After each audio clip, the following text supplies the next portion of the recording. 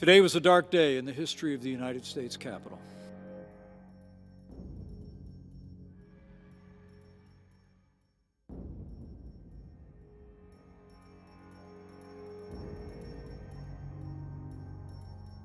A symbol of U.S. democracy, attacked by violent pro-Trump mobs and left in disarray. There's no tear gas, there's no use of force whatsoever. There's policemen in the hospital injured by these protesters that are armed marching into the Capitol.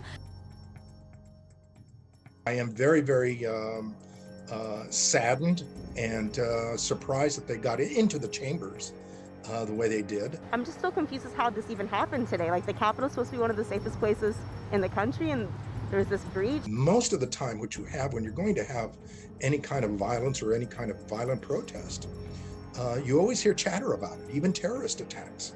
You always hear chatter about it, and apparently there wasn't any chatter about this. It just, happened. This is something we're used to seeing in what we would consider, some of us, faraway places. And we ask ourselves, when we see that kind of thing on television, what's wrong with those people? How is it that kind of chaos and social disorder is taking place in a country? And now here it is in our own nation's capital. I've been in embassies that have been blown up and embassies that were trying to get overrun. And this is stuff you see over there. And it was happening in our own backyard, in our seat of power. But you have to go home now. We have to have peace. They're not leaving.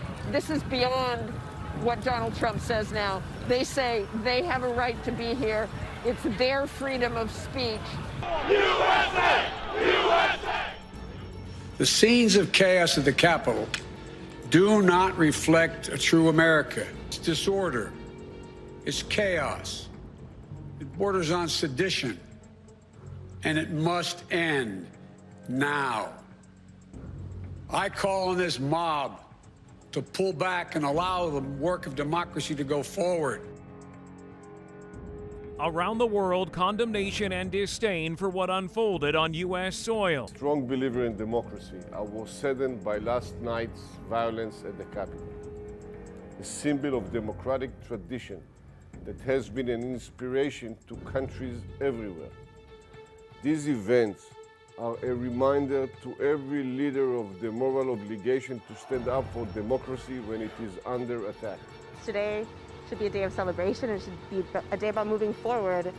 And I think what we're seeing is just, sadly, not even surprising.